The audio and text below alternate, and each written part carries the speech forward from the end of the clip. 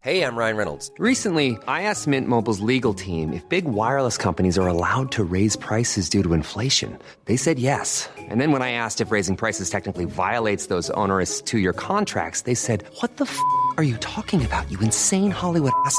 So to recap, we're cutting the price of Mint Unlimited from $30 a month to just $15 a month. Give it a try at mintmobile.com/switch. $45 up front for 3 months plus taxes and fees. Promo rate for new customers for limited time. Unlimited more than 40 gigabytes per month. Slows full terms at mintmobile.com.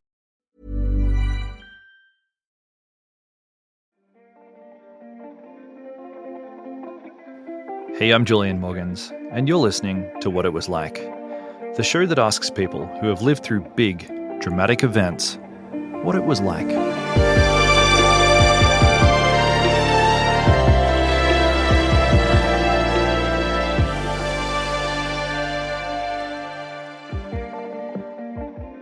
So, Wolf Creek.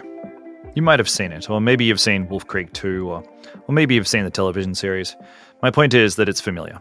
And this franchise was partially inspired by the case that we're going to look at today. So as you might remember, in Wolf Creek, there's this serial killer who's stalking down backpackers in the Australian desert. And one real-life case that inspired that film took place in July of 2001. What happened is that a British couple named Peter Falconio and Joanne Lees, they were driving a combi van through a remote strip of desert near Barrow Creek in the Northern Territory. I actually traveled up this way. It's along the Stuart Highway, which is this highway that runs down the very middle of the Australian continent. And it's incredible how quiet and almost eerie this place is. It's especially at night, which is when they were driving. It's just red sand as far as you can see, with bits of saltbush and a night sky that just meets at the horizon, and it's very quiet. And I want you to picture that this was the kind of the situation at about 7:30 in the evening, and Joanne and Peter are driving down this highway, and they realize they're being followed. And there's this Toyota Land Cruiser. It's like a Ute. In the US, you'd call it a pickup, and it's got a canopy on the back of it. And the driver behind them seems really excited. He's pulling up alongside them, and he's gesturing for them to pull over, like there was something wrong with their van. And despite how dark and kind of freaky it was, they believed him, and they pulled over. And then this man, he got out and he told them that he had seen sparks coming out of the van's exhaust pipe, and he wanted Peter to go around the back of the combi and check out the exhaust pipe with him. So Peter reluctantly got out of the van, went round the back, and then Joanne slid into the driver's seat just in case they needed to flee. Later, she told police that she heard a gunshot from behind the combi. And then suddenly the driver from the other vehicle, this guy who would later be identified as Bradley Murdoch, he was looming up at her side window and he was pointing a handgun at her. And then he dragged her out of the van and used cable ties to lash her hands together behind her back. And then he dragged her back along the ground towards his own vehicle. It seems like at this point, a little tiny miracle happened because Bradley got distracted for just a moment. He had a dog, and it's thought maybe the dog was barking or he moved Peter Falconio's body or something like that happened. But Joanne had just enough time to scramble to her feet, and she dove off into the scrub. And she told police that she ran and managed to hide behind some saltbush while Bradley searched around for her in the dark. Finally, he gave up and left, and she flagged down a passing motorist a few hours later who took her to the police station. What happened after that was a case of police ineptitude. Joanne gave a statement to the Northern Territory Police, which they promptly lost. And then they went in and the crime scene got really badly contaminated, and the days turned into weeks and months, and it really just looked like the killer would never be apprehended. And that brings us to today's podcast guest, because the case was solved and the killer was apprehended, and it was all because of a woman named Colleen Gwynne. Back in 2001, Colleen was a police officer in Alice Springs. She'd never worked on a case that had received international attention before, and she'd never even really worked on a homicide case before. But as the investigation stalled, Colleen was assigned to take over, and so she did. And Colleen displayed this kind of tireless diligence. She went over the old evidence and revisited leads that the other officers told her were just dead ends. She brought fresh eyes to the whole thing. And she and her team narrowed down the suspects to this guy, Bradley Murdoch, who on December 13, 2005, was convicted for the murder of Peter Falconio and sentenced to life in prison. I mean, that just by itself is a wild story.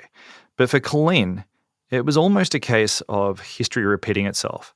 And by that, what I mean is that Colleen Gwynne has a bit of a history of sticking up for the underdog and holding oppressors to account.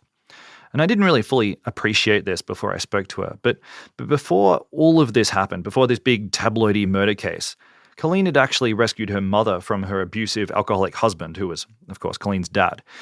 And then years later, after the Bradley Murdoch case and, he was in jail, Colleen became the Children's Commissioner for the Northern Territory, which meant that she headed up the government effort to protect vulnerable children. In fact, she was the one who instigated the 2016 Royal Commission into the protection and detention of children in the Northern Territory, which, as you might remember, was in response to just horrible abuse that was happening to Indigenous kids at the Dondale Detention Centre. Now, my point is that I think I've met few people with a stronger sense of social justice than Colleen Gwynne. I realized while talking to her that she just doesn't hesitate. She's never afraid or intimidated by bullies. And that doesn't matter if that bully is a sadistic killer or an oppressive bureaucracy or just her own father. She just seems to know what's right, and she acts on it. So I hope you find Colleen Gwynne as inspiring as I have. All right, Colleen, so we're gonna start way back at the beginning. Can you tell me about your childhood? Yeah, from a working class family. Grew up, I was one of 8.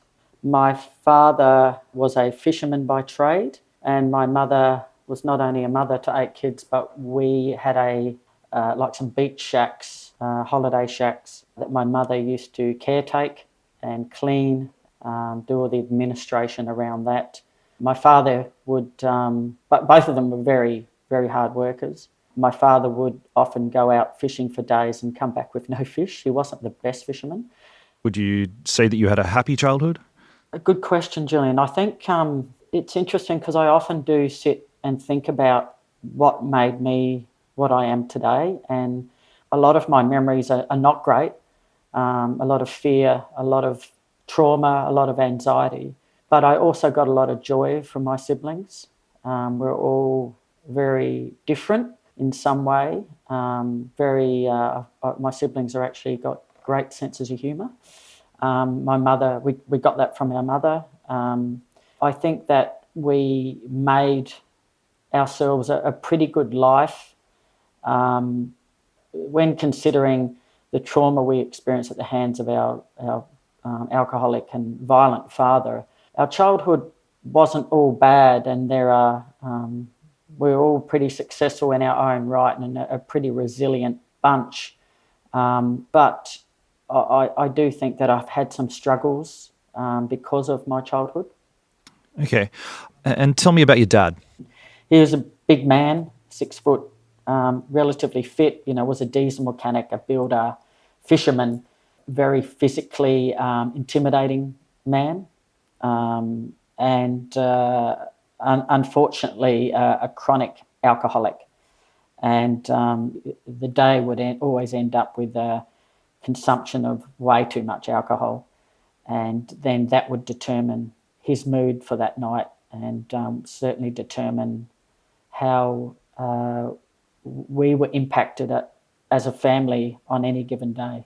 Sure. So I mean, usually when we think about alcoholism, we're thinking of this guy sort of taking nips out of like a flask throughout the day. But he was more sort of like you'd just clear off at the end of the day, go to the pub, drink a bunch of beer or something, and then come home and take it out on his family. Was that kind of the routine? He wasn't a guy that drank all day. It was never like that. He was very much go to work, do your day's work. A day's work for him was quite different to my mum. My mum never stopped. But my father, once he hit that kind of threshold, he would go to the pub. And I think the pub gave him connection. It gave him validity as a person. And he was always, I guess, held in high regard at the pub. He was quite a charismatic man, could tell a very good joke, had some good stories. And I think that's when he was in his element. So what was What was driving his alcoholism? I mean, it sounds like on the one hand, he was quite a talented man. He had this charisma. But then on the other hand, it sounds like maybe beneath the surface, he wasn't so happy. Yeah, I think we now are more aware of mental health issues. We're aware of how that impacts. I think back in the days that my mother and father were growing up, and particularly us as a family, you didn't consider mental health as an issue. I have no doubt my father was undiagnosed with some significant mental health issues. I understand now that he had a difficult childhood. We didn't know a lot about my father's upbringing. We never really had conversations about anything to do with anything real. Even my mother didn't talk a lot. She talks a lot now later in life and she feels free to talk. But my mother also equally had a very, very difficult upbringing. So we consider our parents and some of the difficulties that they faced. There's a lot more acknowledgement and a lot more support around people who are subjected to real adversity and trauma. But I think back, we talk about people like my father. They usually treated it with alcohol. So it compounded the issue and certainly made him quite a intimidating and violent man, which was really unfortunate. When you're describing this, you're sort of casting your mind back through time and space to this period. Is there a moment or something that he did, a particular night, something that stands out to you as being kind of like important in sort of shaping who you've become or the journey that you've taken? I don't know if it's one moment. I think it's the feeling of helplessness. Helplessness in a number of ways to escape it, to change the situation, to help my mother, to protect her, and that you think that you're the only family that is going through this. And so that then creates this bubble of secrecy that we sat within in any of the small towns that we lived in. So I guess for me is not wanting other young people to feel like I felt. I can't speak for my siblings, but I felt completely under siege and helpless and trapped in that environment. Yeah, well, I mean, just thanks for sharing. I know that this stuff isn't easy to share, so thank you. I want to fast forward now to you basically saving your mum from this abusive relationship. And now this was years later, right? You'd left home and you were living in Darwin at the time. And as I understand it, you'd come back to see your parents. Can you tell me what you found when you got home? I think my father's mental health had deteriorated. I think that his reactions and his behaviours were driven not only by the alcohol anymore. I think it had become, it had really, I think it had attacked him inside, and he was very unpredictable. It was a really dangerous, volatile environment throughout the day. And my father by then had semi-retired, so my mum and dad always had businesses, service stations, shops, and so he then started buying houses, doing them up, selling them. But I do think that impacted on his self-worth. I don't think he was ready to retire, and my mother really was wearing the brunt of that. And I knew I couldn't go back to Darwin. I knew this is time to do something and do something significant to change this situation. I mean, that's hard. That's really hard to feel as though you essentially need to rescue your mum. Were you talking to your mum about this? I'm imagining you guys were, you had to keep it pretty secretive. What you hatched a plan? Yeah, well, the first, I think the most challenging was to talk to my mum about it and get some consent to move away from this situation and we had this discussion, and I said that if she stays, she probably won't survive. She knew that, but I don't think she could see a way out. And I started painting a picture of how we could escape and what it could look like. So then we spent a number of weeks secretly packing and planning our escape, which we eventually did. Geez, that's tense. Were there any moments where your dad was sort of getting wind of what you guys were up to? No, he was pretty unaware. He was so self-absorbed that he wouldn't have. It wouldn't have crossed his mind that my mother was planning an escape. Yeah, right. He didn't really look further than himself and how anything ever impacted on him, and very very selfish person. So I don't think he really would have noticed, even if the boxes were sitting there in front of him. Oh, that's sad in itself. So what happened? One day you pressed the button and you got your mum out? Yeah, so we set a date and had some friends come around with a truck, and once he left in the morning, we then very busily worked away, and by that time I'd organised a place for us to move into. And so by the time he came home, we were gone. It commenced a new life for my mother, but the first 12 months was a very difficult time for her. She was on edge. She's always looking over her shoulder. She was very reluctant to leave our house where we were living at the time, but you could see her gradually starting to let go of that anxiety and that fear, and it was a gradual process, but it was pretty special to watch her kind of come out of this cloud and this shell, and where she'd been restricted in everything that she believed in and everything that she loved. And to give you an example, one of her loves is cooking, and she's an amazing chef, incredible chef. But she had to cook in a way to suit my father, and that's a meat and 3 veg. So she then began to explore different cooking, and she was actually vegetarian. Huh. And she became vegetarian, or she'd been vegetarian? She had, but no one knew she was vegetarian. Jeez.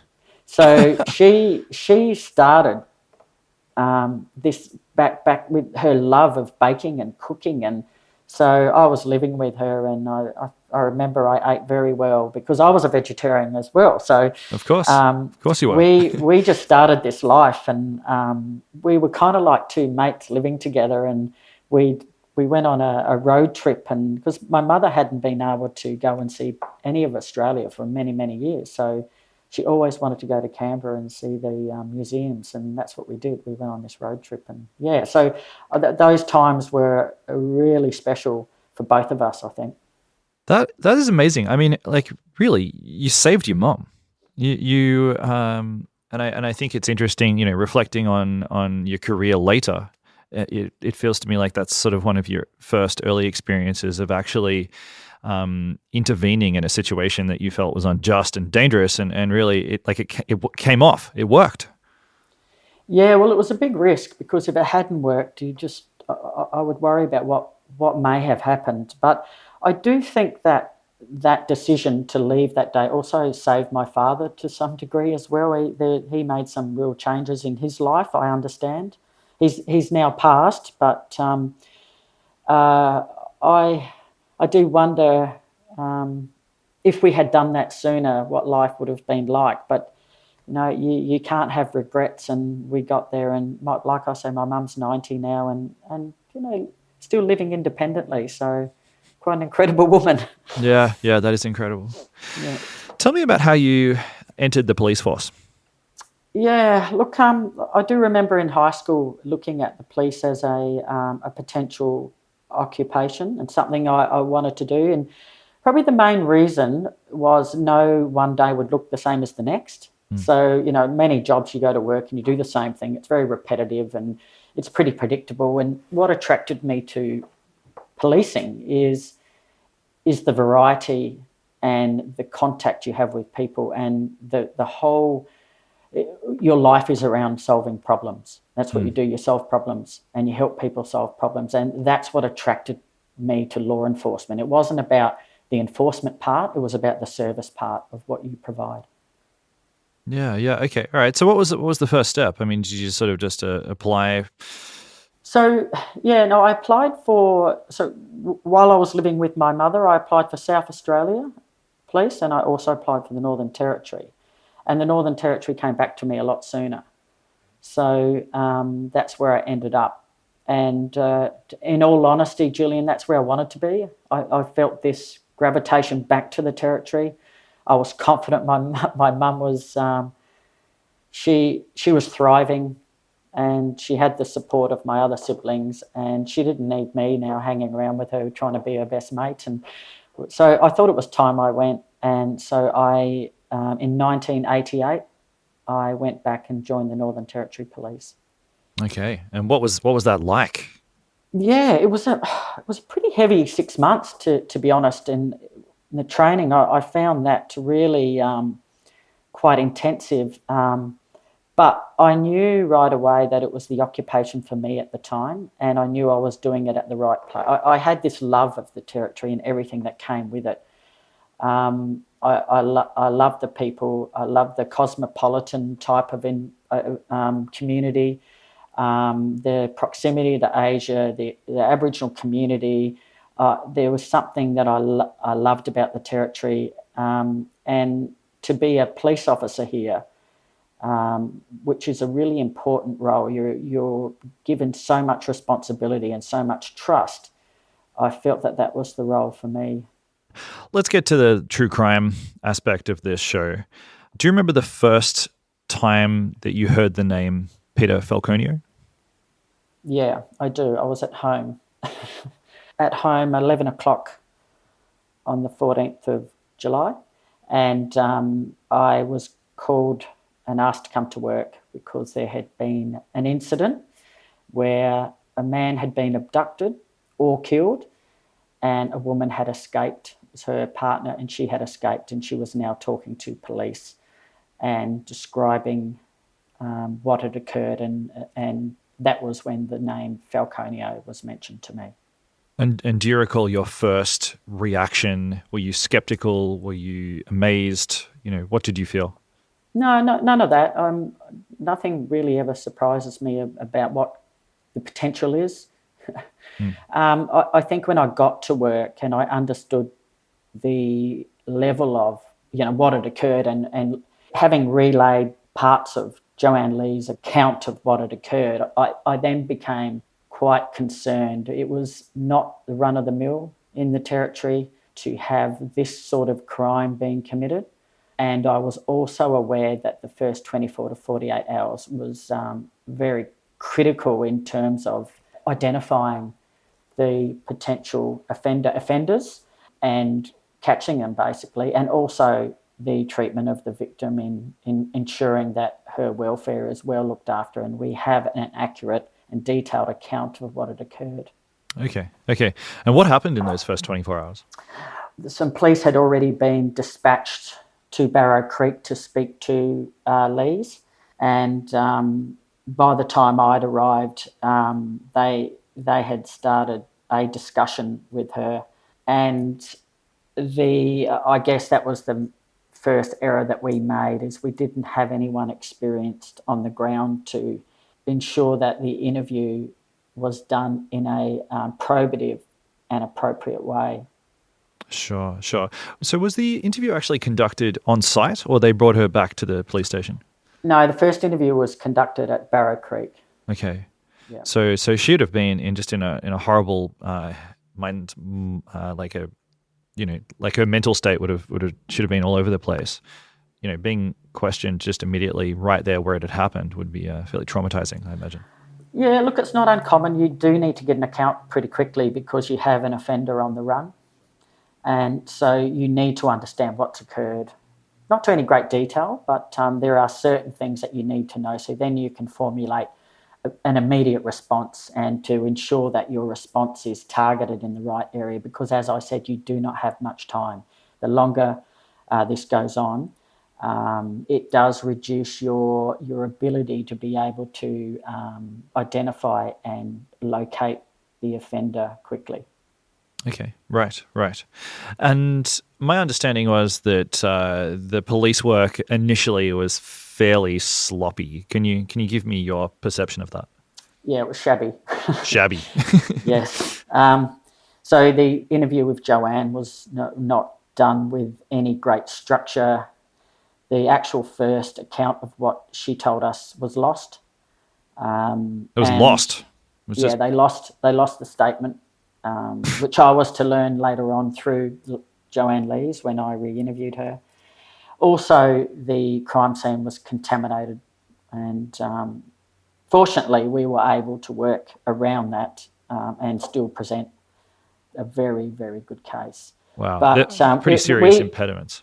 well, if we were out to make mistakes, we made them, and the most damaging part of what we did in those first few hours was we brought about influences that later would be quite critical, and there was a lot of criticism directed at Joanne Lees in her descriptions of certain parts of her story, and I have no doubt that we contaminated her account by the questions we asked and what we showed her, particularly if you consider the description of the vehicle that Murdoch was driving and also the description of his dog. That was entirely our fault, that we influenced her in ways that really contaminated her account. Okay, and just to be clear, Bradley Murdoch was the perpetrator. That's correct. Okay. Do you recall the first time you met Joanne Lees? Yes, I do. The first time I really met her was in the UK, but I did have an introduction to her when she returned from Barrow Creek. So my initial role was to keep the Central Australian Police Force going. So the detectives were there, they were undertaking the investigation, and I was pretty much in charge of keeping business going, including providing resources for searches, roadblocks. But in terms of investigation, that wasn't my area and I had nothing to do with it. Okay, so you were kind of doing all the other stuff. Like meanwhile, the detectives and the specialists, as they were assigned, were all kind of working on the case, and you were keeping the lights on at the police station and keeping everything else moving. Pretty much, I was there as the superintendent in charge of the Alice Springs region at that time. I had to just keep things going, and part of that was to provide resources to the investigative team to help them on the ground. So I wasn't involved in the investigation, but I did assist them with the resources for things like the media, press conferences and things like that. So I was introduced to Joanne earlier on, but I didn't really meet her until I flew to the UK. Okay, let's just talk really briefly about the media storm at the time, because I mean this was a big case. Yeah. I remember this being all over the news. It was an international story because they were from the UK. There was like this. The story was that there was this like crazed outback Australian psychopath, just like chasing down backpackers and murdering them in the desert, and it was fairly sensationalized, but it was also a fairly sensational story. Can you just tell me about your memories of that media storm at the time? Yeah, look, we'd never seen anything like it, but we had a local paper, The Advocate, and maybe the ABC radio popped in every now and again, but it was, the police station was surrounded by media. There were vans parked everywhere, and we had every media outlet was there, and including the BBC had representatives on the ground, and it was difficult to know who was who. So one of the things that I also had to do was try and protect the police from the media. And then trying to keep the media away from the station, protecting not only the police but the victim. But they were ruthless, and we'd never seen this sort of media frenzy. Perhaps in southern states they would have had this from time to time, but for us in the Territory, this was something that hadn't been seen since the Chamberlain days, I imagine. Not that I was around, but I've certainly seen footage, and it reminds me very much of that sort of frenzy with people trying to get the first picture and doing anything to get those photographs of Joanne. Wow. Do you remember any cases in particular of anyone like pointing cameras through the windows or anything?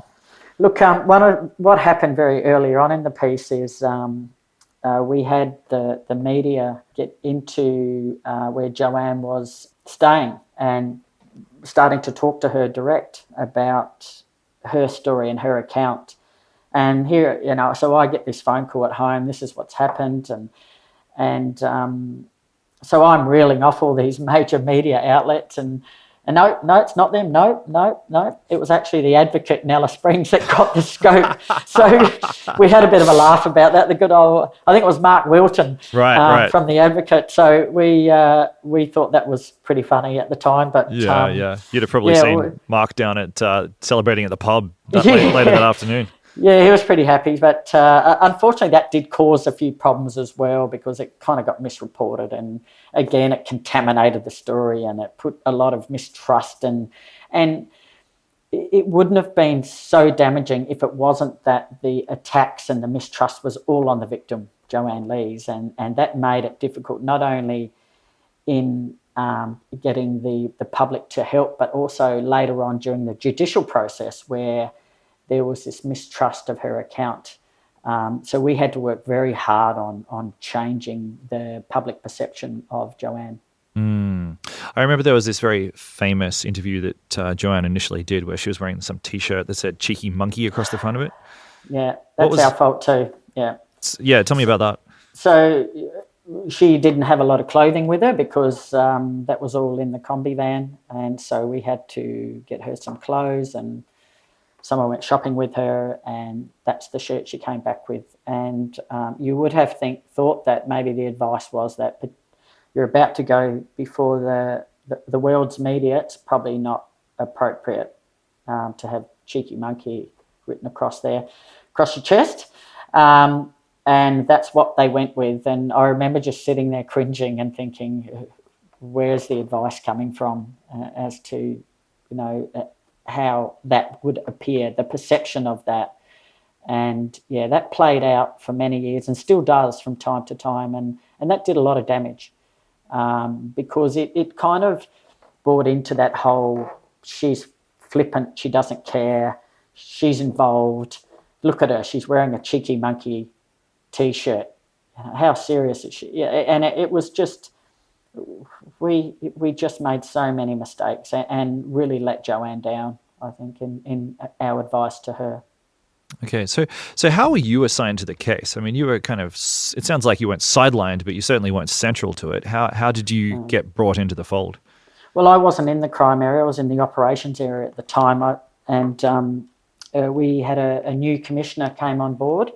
One of the first things that he did was seek a review of the case. It was very public. It was certainly impacting on the reputation of the police force. So was this a few months in, or like what was the time frame? About 4 or 5 months in, I think it was. Okay. And one of the first jobs that he did was seek a detailed briefing. He came down to Alice Springs and was briefed by the team, and he also went out to the crime scene.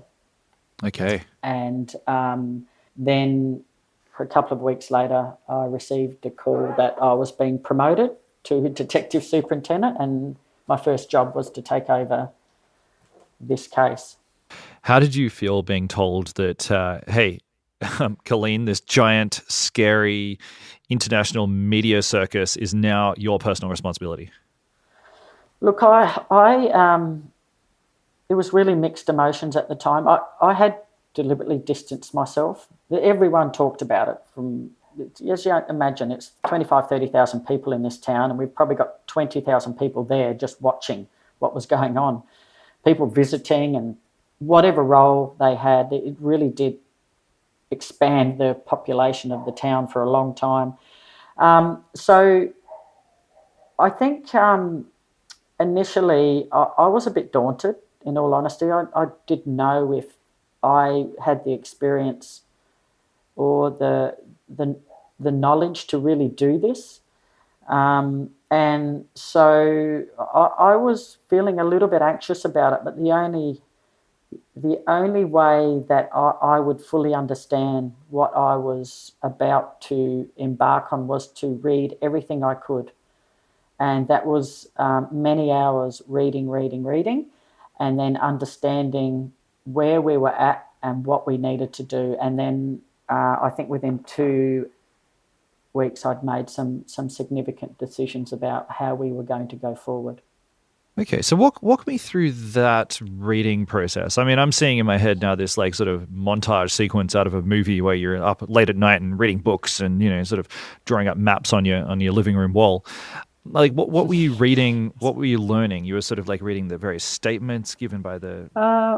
Yeah, so we have what's called a case, so it's an electronic case, and I was going through and looking at many of the entries, critical statements, and then not only was I looking at the content, I was looking at how they were presenting the information. Initially, my concern was we had so much information. How were we going to find the critical information amongst that? And it was clear to me that we weren't. The other thing that I really concentrated was on the people. So you have to have the right people around the case to succeed. First thing is you have to believe the victim. Right. You need to believe the victim, and if you don't believe the victim, you can't be objective and you really can't contribute in any meaningful way. So that was, and I made that assessment by listening to the team and just listening to conversations and sitting within the team. And the second part was, were they there for the right reasons? Were they there because they cared about this? They wanted to see an end result. They were driven by the motivation to see this through. And we went from quite a large team to 4 people. And is that because you felt like certain people on the team weren't there for the right reasons? Absolutely. I thought some people just were there as a number. Others were, we were just stepping over each other's toes. So we had to cut it back and then decide what we needed. So I cut it back to, actually there was 5 initially and then to 4. I saw that the bigger challenge was about how we were going to organise thousands of pieces of information so we can use the systems, electronic systems, to be able to focus us into the areas we needed to look at. And so that's what we did. Hey, we're going to take a quick ad break here, but stick around because when we come back, we're going to hear about how Colleen was dropped off alone in the desert at the crime scene, just so that she could understand what Joanne Lees really went through.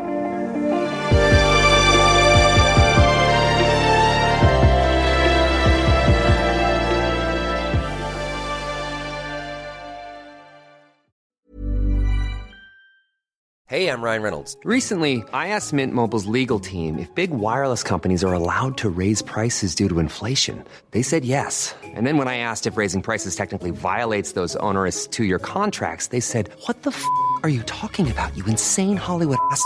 So to recap, we're cutting the price of Mint Unlimited from $30 a month to just $15 a month. Give it a try at mintmobile.com/switch. $45 up front for 3 months plus taxes and fees. Promo rate for new customers for limited time. Unlimited more than 40 gigabytes per month. Slows full terms at mintmobile.com.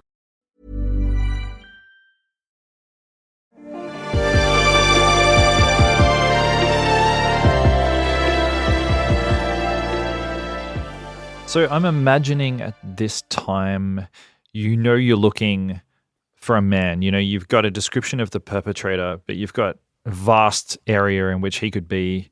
You've got probably lots of sightings or lots of information from the public. Just sort of help me to understand some of the variables in this, sort of the scale of the job. I think by then there was about 10,000 entries that we had on our case. There were thousands of persons of interest, thousands of vehicles of interest. But what was the complicating factor here, Julian, was the descriptions given by Joanne were varied, not by her but by us. So we had very the sketches that were done were done by someone that wasn't sufficiently qualified. And so they didn't really reflect what Joanne was trying to give them. So the sketch of the vehicle and the sketch of the person of interest or the offender wasn't great, and it didn't really give us a lot to work with. So that confused a lot, and not only did it confuse us, but it also broadened our persons and vehicles of interest. So what we had to do was come up with a criteria that we could eliminate on. So it was really important that we said, right, this is a non-negotiable. He was this tall. He had a stooped posture, and then if they said he was, this, the height was this, he was this sort of weight, then we would just eliminate. So we started to eliminate people based on the fact that it just couldn't be them. Right. The other huge mistake we made is because of financially and resources is sending investigators interstate to follow up what were our high priority important leads. We relied on other jurisdictions to provide responses, and that isn't the best way to do it because other jurisdictions also have significant workloads and your job doesn't become their priority. So it's that care and attention to your lines of inquiry, and that also impacted on us as well. Yeah. And I understand in these early days, something that you did personally, you went out into the desert, you went and spent some time alone to get a sense of what Joanne Lees went through. Can you talk me through that? Yeah, that was in the first week, actually. That was while I was still observing and trying to understand the case. And I thought it was important that I go to the crime scene. And I'd spoken to the new commissioner about his experience. And I thought that one of the things I needed to do was understand it from the victim's perspective. And it was one of the most important things that I did, and probably one of the best decisions I made. So I got dropped off there and I sat there.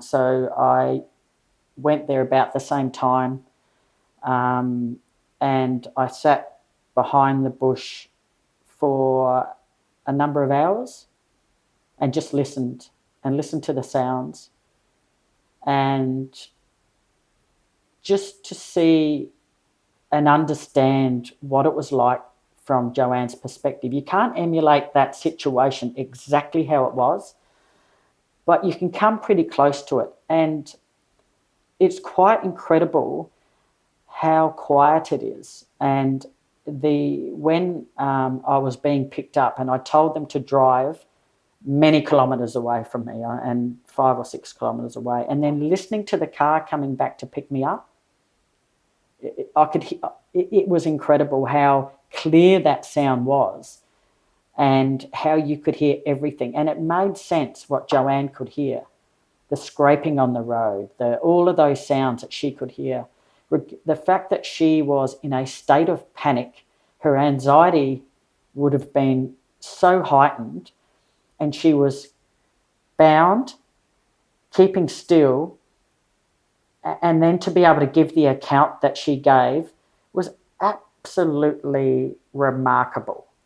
And I've said before that she is probably the most remarkable witness I've ever come across. And she has this, her ability to keep calm under that situation saved her life. And I have no doubt about that. And to sit in that position and understand that, I had a two-way radio. I could call someone to come pick me up. She had nothing. So every vehicle that came along that highway, she didn't know who they were. She's in a foreign country. She might have thought that this was some sort of that there was Bradley Murdoch's travelling along that highway frequently. You just don't know. And some of the remotest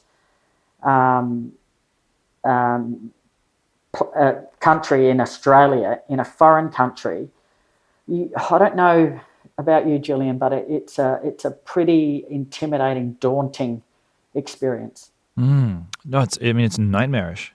Just hearing Yeah. you describe it, it's a shiver up my spine. You said before that this was one of the most important things you did. Why was that? I think with any crime, to try and put yourself in the shoes of the victim is really important. Clearly, you can't do that for a lot of crimes. But I think in this situation, to put yourself out there, to understand what she could hear or what she potentially could have heard, it helped me in my questioning with her when I then re-interviewed her some months later, because I had sat there and I understood it from her perspective. So I think you've got to put yourself in their shoes. You can't assume that you know what they could hear and what they could see and how it felt. You just, if you can try and reflect that as best you can, I think that puts you in a much better position to do your job as best as you can. Yeah. Okay, so you'd done a lot of reading. You'd gone out to the crime scene and spent some hours by yourself. You said before that one of the most important things was to sort of come to the conclusion that the victim, her testimony was correct, that you could believe her. So then when you met her, you'd done all this background research. You'd sort of come to, you'd sort of spent some time in her shoes a bit. How did that feel to meet her? Yeah, it was. I was nervous about meeting her. I knew that she felt let down. I knew that she didn't have a lot of confidence in us in a whole range of areas, and we really didn't give her a lot to make her feel at ease or confident that we had a good handle on this and we would look after her. So when I met her at the Hove Police Station in Brighton,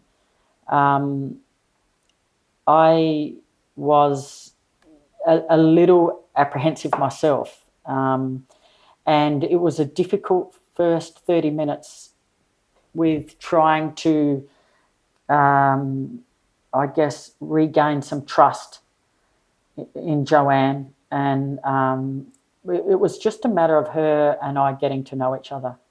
This is who I am. This is my life. This is why I'm here. This is what I care about. And I actually believe you. We believe you, my colleague and I. We believe what you're telling. We think we've made some mistakes. Be completely upfront with her. But I was pretty confident at that time that we were going to be able to identify the person who had done this. Did you tell her that? Yeah. You said, we're going to find the guy. No, I said, I'm confident that we're on the right track. But for us to get there, there is more that I need from her. There are certain things that I don't understand, and I needed her to clear up some of the ambiguities, which she did. But that was a very tough day for her.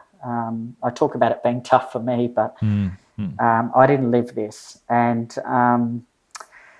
she was very emotional. She swung from being upset to being happy, to being thankful, to being angry, and it was an emotional roller coaster. We spent some hours with her, and it really confirmed to me that she was quite an incredible woman, and her courage was like I said before, it's remarkable. And I had no doubt when we spoke with her and we went through certain parts of her initial statement that she absolutely was credible. Yeah. I mean, it sounds to me like from that one meeting that you both sort of decided that you trusted and respected one another. Yeah, I think so. She got angry at me from time to time because I was always the one that was upfront with her. Yeah. And that was okay. because I guess from our perspective, we've got to understand that, and we've got to understand why she's unhappy and why she's frustrated, and why when I say no, you can't go and do this. Her view was, well, how can you limit my freedoms? And I said, well, I have to, because we have a job to do, and that is to identify who's done this and then convict them. And it was that's a very difficult message to provide someone like Joanne. But in the end of the day, we had a pretty good relationship. And I understand that on this same trip to the UK that you met Peter Falconio, the victim's parents. Yeah, we travelled up to Huddersfield, and we were West Yorkshire Police facilitated our meeting. We went to their house and spent a number of hours with Joan and Luciano and Paul and Peter, the boys. It was a very difficult time, but also an incredible uplifting experience. So how did you do it? I mean, in the end, you got the guy. You got Bradley Murdoch. How did you do it? Hard work. I think with anything like this, you have to have a system. I had 4 incredible detectives. They were there. Sorry, 3. Probably shouldn't call myself incredible. We just worked. We worked together so well. We were all very different, but they dedicated their life for 4 years to this. It was 4 years. It was a 4 year. It was over 4 years actually, wow. From start to finish, to getting it to court, and that was their life. They dedicated their life to it during those times, and their ability to be able to dissect thousands of pieces of information and know it like the back of their hand was quite incredible. I take my hat off to them, and it was through their belief and their stoic kind of approach to this, and they were never derailed. They never listened to the noise around them. They just were absolutely dedicated to this. And look, we had some really difficult discussions, and we debated things, and that's what I liked about them, is we didn't always agree, but I thought that was healthy because it showed that how much they cared about the case. And through the 3 detectives that saw this from the start to the finish, it was their hard work and their intelligence and their ability to be able to understand some of the nuances and provide me with really good briefings and information to steer us in the right direction. So I think it was through our relationships that we had created and established with some of the people around Bradley Murdoch that allowed us to understand more about him and then make those connections. And I think that our use of informants was really clever. Okay. And what was the most important pieces of evidence, or the most important informants that really pointed to Bradley? Well, in the trial, or in the committal as well, there was a man called James Happy, who was a partner, a drug running partner of Bradley Murdoch. And fortunately for us, that relationship had soured, and then Happy became very erratic and careless. And we were able to strike while their relationship was dysfunctional, and he was able to give us some information that certainly assisted us. Okay. And I understand there was something about a hair scrunchie that was quite important. It wasn't a scrunchie, it was a hair tie. A hair tie. And that was found by one of the detectives in the back of Bradley Murdoch's Land Cruiser. And that was Joanne's hair tie. So he had it wrapped around the holster of his firearm. People talk about, was it a trophy? Was it, I don't know, maybe we don't know, But when that was shown to him during the trial, he recoiled in such a way that we knew it was significant. And So it was a critical piece of the circumstantial evidence that we put together. We talk about the DNA and the significance of the low copy number DNA and how powerful that was. But it was this tie that one of the detectives had found that was really the nail in the coffin, so to speak. And what did you learn about Bradley Murdoch? I mean, what was his life like? What had he been doing before the moment that he met this British couple in a van? Yeah, his story is interesting. He's he had a criminal record in Western Australia. He's quite erratic. He had fired at some Indigenous people at Fitzroy Crossing a number of years before, and had injured, I think, a woman in that. He'd done some time for that.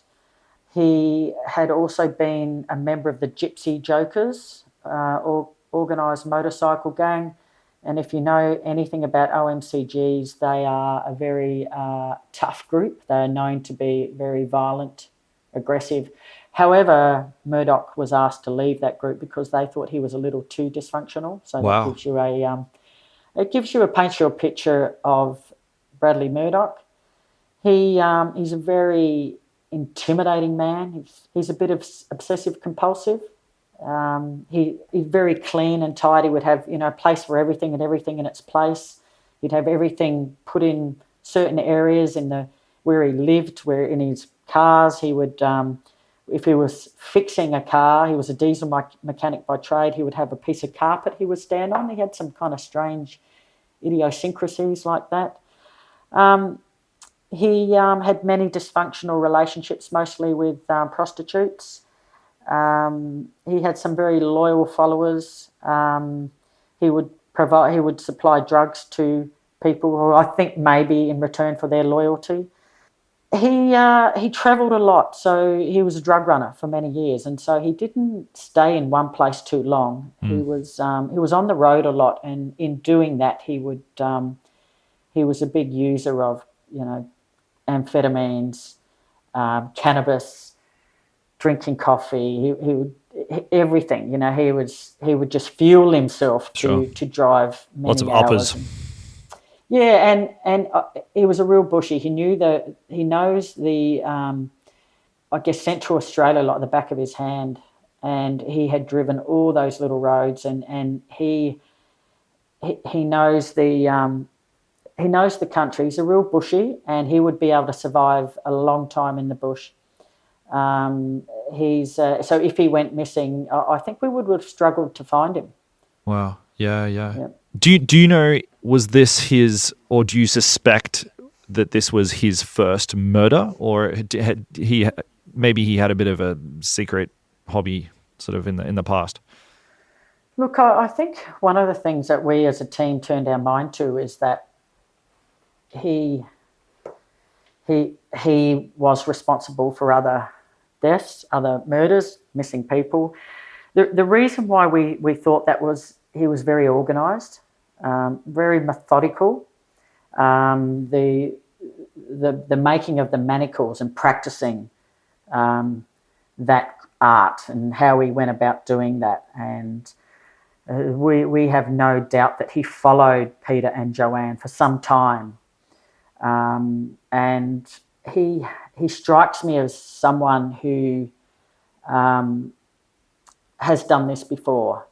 We did work with some other task forces across Australia to look at whether there are missing people unaccounted for that may have come across Bradley Murdoch. And I was contacted for a number of years after by different investigative units, task forces, saying, do you think that your guy could have been involved here? And that's law enforcement across Australia. Is they all do work together, and we look at where there's either deaths that are unaccounted for, murders that are unaccounted for, suspicious deaths, or whether there are people missing that some of these more noted,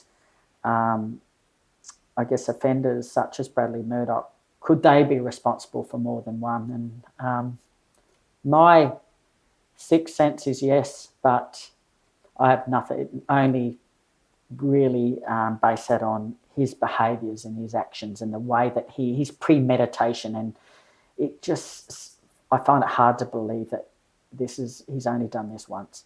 We have so many people missing in Australia that are unaccounted for, so you've got to say that there's a percentage of them that have met foul play. So that's a difficult one, and having said that's a difficult one for families who are also have family members who are missing and don't know where they are. So I don't say those things lightly. Yeah, absolutely. Yeah. I'm assuming that you've seen the movie Wolf Creek. I've seen half of it. What? Tell me why only half? I just couldn't sit through it. I don't know. I just didn't find it to be great entertainment. I don't know. Yeah. I don't watch many movies. Yeah. Particularly these sort of movies that are similar to my experiences as a person in life. I watched half of it, and I just couldn't take it seriously. Yeah, I mean, all due respect to those people that made that movie, I'm sorry, but I think they're doing okay. It's all right. I just no, it's not a movie for me. I take my hat off to people that enjoyed it. Sure. But it just went a little bit too far, I think. But I saw where they'd picked aspects of our case, and I think it was kind of a combination of some different murder investigations. But not for you. What? I've got one more question about Bradley, and that was the time that you met him. Yeah, it was just one-on-one. Tell me about that. It wasn't really one-on-one. So I had my colleague with me at the time, and we had the guards were there at Yatala Prison in South Australia. And when I met him, we went into a room. It was kind of a meeting room, a long room. And we went there with the hope that we would interview him. And sorry, he'd been picked up how? What was the context here? Okay, so he had been, he was on remand at the time for the rape and attempted abduction of a mother and child and her daughter in South Australia. So he was on remand at that time, waiting to appear in response to those charges. Okay, and there were a couple of signs pointing his way, so he was in detention. So you thought, hey, while we've got him, let's go and have a talk about this other case, this case that's a couple of years old by this point. Yeah, so it kind of fell into our hands, Julian, with this one, because one of the things we did do with our case is we had a criminal profiler profile our offender, and it just so happens that profiler, who's FBI trained and quite an amazing profiler, was the district superintendent, I think was her rank, of the district where Murdoch had committed these other crimes in South Australia. Okay, all right. And so you walk into this room, Bradley Murdoch's there. What's that like? We were in the room and he came into us. Okay, sure. So, when you're thinking about this case for so long and you're imagining this person,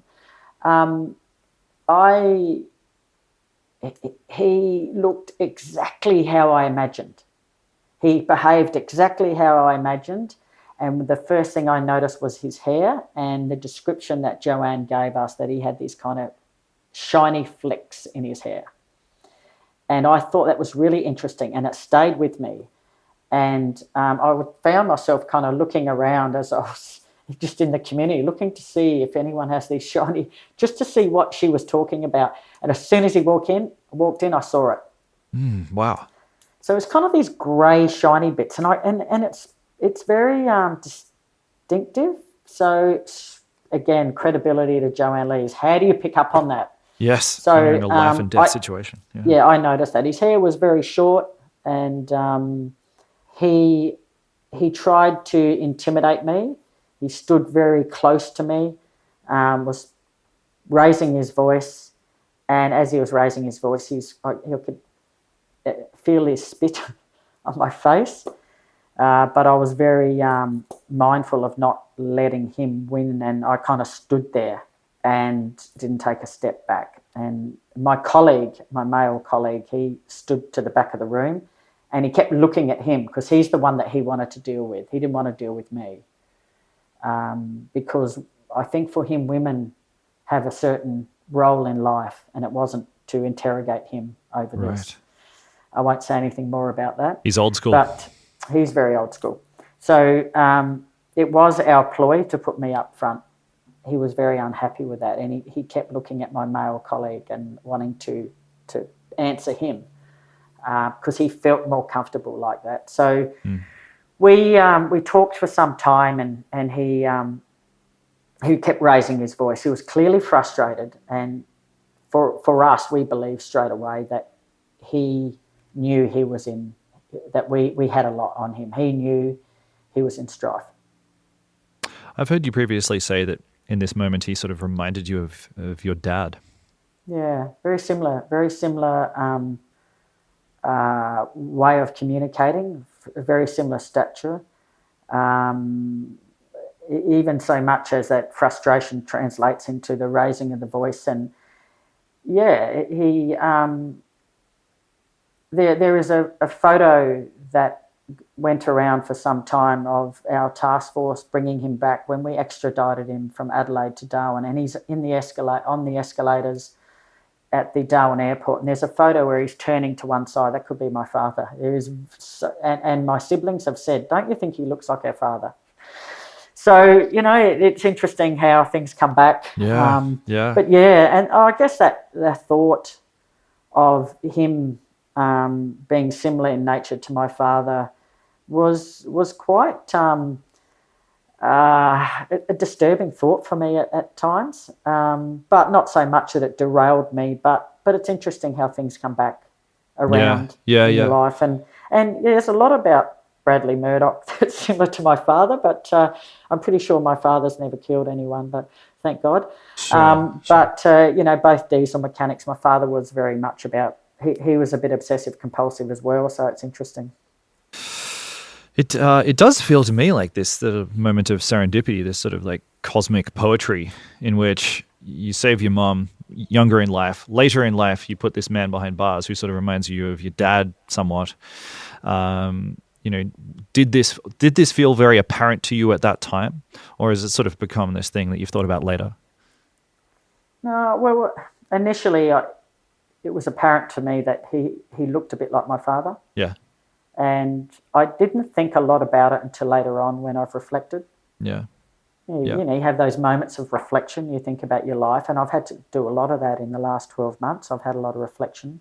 And I think that whole cycle of this happening with my father and then being part of this team that puts Bradley Murdoch away, and this man who reminds me of my father, it's a bit surreal, really. And sometimes I think, am I starting to put these things, am I trying to fit these things together? But no, I don't think so. The reality is he's similar to my father, and, it's no more complicated than that. Yeah. Okay, let's move forward. I understand that you left the police force not long after that. I mean, I guess it felt like that was you'd done your work there. Actually, I stayed quite some time after that, but I just could never find my place after that. So you became the Children's Commissioner for the Northern Territory. I know that you instigated the Royal Commission into the abuse at Dondale. These are really first of all, amazing. It feels to me like you've really actively, tangibly made a difference for probably, it'd be hard to put a number on it, but surely there are lots of people right now in the Northern Territory whose lives are better because of you and your work. And I want to unpack what motivates you through this. I mean, this isn't easy work. This is really hard stuff. You're confronted with horrible situations. You're confronted with sort of immovable bureaucracies and a lack of funding. And I imagine it's difficult work. So what drives you forwards? Look, I think I finally left the police. I realised I don't think that's where I belonged anymore, and I thought that I was ready for something else. And when the Children's Commissioner's role came up, I thought that was probably a good fit for me at the time. I never would believe how life-changing it would be and how challenging it would be and how emotional it could be at times and also rewarding at times. But I guess that first matter, the first thing I was confronted with was what occurred in Don Dale, and that's all well documented through the Royal Commission. And then to see that there are the levels of child disadvantage was so significant and more than what I ever had imagined. And then also coupled with looking at the services that existed in the Northern Territory to combat child abuse and any services to vulnerable children, I was quite shocked at how bad we were at it. And again, it wasn't the people that work within it, because to work in child welfare or child services, you've got to be a pretty special sort of person. And the people I met were pretty amazing, but they were let down by the bureaucracy. So we just didn't put the systems and the resources on the ground to assisting families. And again, we reacted. And one of the biggest problems and challenges we have in the Northern Territory is the further you get away from the bitumen, sometimes the more problematic the abuse is, because there is never any eyes on it. I think there have been some improvements of late with the government really looking at how do we get services to the remote communities. How do we make sure that they are authentic? How do we make sure that they are community-driven? But we won't see the outcome of some of this good work in my time. But I guess for me, having had my upbringing, seen what I saw in the police, so what I was seeing as a Children's Commissioner was not a lot different to what I'd experienced in the police. But when you come from an independent statutory officer looking at these problems and then trying to remedy them or prefer solutions, it's so difficult to get the bureaucracy to change direction, to rethink what they're doing. They may start on a road to reform, and then something happens and they move. And one of the biggest issues is the reactive nature of our bureaucrats, and the fact that they have very little understanding or exposure to what actually happens on the ground, and also the cycle of government. You know, we have very small cycles of government, and then we have big policy decisions that are made on the run that impact squarely on our really vulnerable families. However, having said these things, what also became really clear to me, and this is probably coupled with some of the work that I've done outside of my professional life, and that is with sport, is I do believe that unless we give some of our young people responsibility and accountability, we won't get to where we need to go. We can't keep handing out and going, that's okay, you just sit there and don't go to school and don't turn up to this, and it can't work that way. So one of the things that we've done with trying to use AFL as a way to support, as a platform to bring kids out of this kind of hopelessness, is to use it so any young child that can see some light at the end of the tunnel, you will get something tangible out of them that will get them on the road to doing something that will help them be part of the community, contribute. So what I've done is use football as a platform, and then using, whether it be government or community support or also significant sponsorship to make some real definite inroads into the social disadvantage and despair that exists, and it works. And I've seen it work in Arnhem Land, I've seen it work in Tiwi, and different communities within the Northern Territory. I think we need to broaden our view to using sport or something like sport or the arts to try and trigger something in our young people, to give them just some sense of hope. Because if you ask yourself, Gillian, if you wake up in the morning and you say to yourself, actually, I don't know where I'm going today, I don't know what I'm doing, I'm just sitting here, I'm existing in the moment without anything to move towards or think about, this is where I'm going. Can you imagine how your life would feel? Yeah, I mean, especially if I'm dealing with some other trauma or, a generalized feeling of, I don't know, existential pointlessness, then yeah, getting up and there's nothing to do and no direction in my life, really hard. That's what we have. So we have to find a solution to that.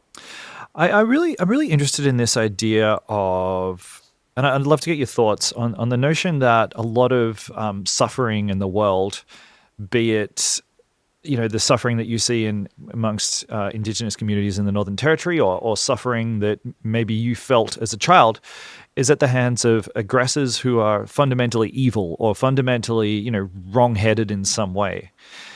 Like, in your experience, is that the case, or is suffering driven by factors that are a lot more complicated? I think if you've got to look at generational suffering and trauma to understand where it came from.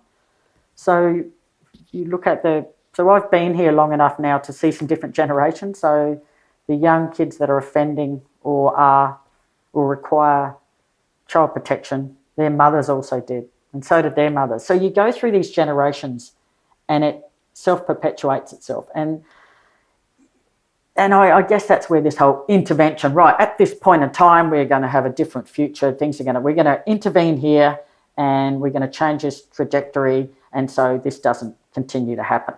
So we have adults who are also traumatised, trying to then bring up children and their capacity to do that and their skills to do that and their emotional capacity is so limited. So when I said, well, this stuff's evolutionary, it's going to take a long time, but we've got to stop changing direction. That's beautiful. And I think that's a perfect place to leave it. Colleen, it's been such a wonderful conversation. I really think you're an inspiration, not just for the work you're doing, but also, honestly, because it seems like you've got a unique ability to take big problems and to figure out what's important, what's not, and to sort of to chart a way through some sort of like big complicated problems. So it's been really interesting. I think one of the things that I didn't say in this, Gillian, that is important, and it might be controversial. Go for it. I said it to you on the phone the other day that I joined the police because I wanted to solve problems. I wanted to work with community, and I'd seen it done so well as a child. And then when it became not a police service but an enforcement approach, it didn't align anymore, because I'm not about giving a ticket out to someone who goes 10 Ks over the limit. If their focus is on us providing government revenue, whether it be through the enforcement of infringement notices or just dealing with people when they've done something wrong, I think we as police have missed the boat. So all over the world, you'll see police forces that have a very much an enforcement approach are losing the war on crime. But in some of the countries where they've gone back to proactive problem-solving policing, where they're working with the community, the crime rates go down. And it's as simple as that. It's community should be able to police themselves. All the police do is they assist. I think that's really interesting. I think that it feels to me like that goes back to your point about sort of generational trauma as well, and sort of understanding why people are behaving the way they are. It's not. Yeah, and I think just on that, we are trying to solve social problems with legislation. You will never change how people feel or people act with legislation. Yeah. We cannot solve problems, and we have to stop doing that as a society. Legislation has never solved social problems.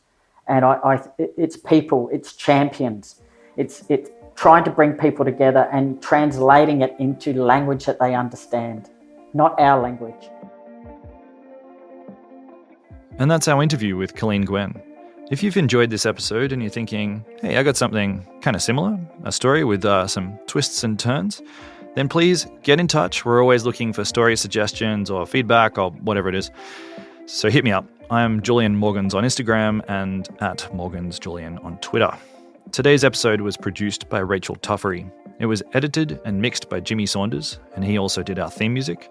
Our cover art is by Naomi Lee Beveridge, and a big thanks to our intern, Gabrielle Wani. This whole thing has been a production of Super Real.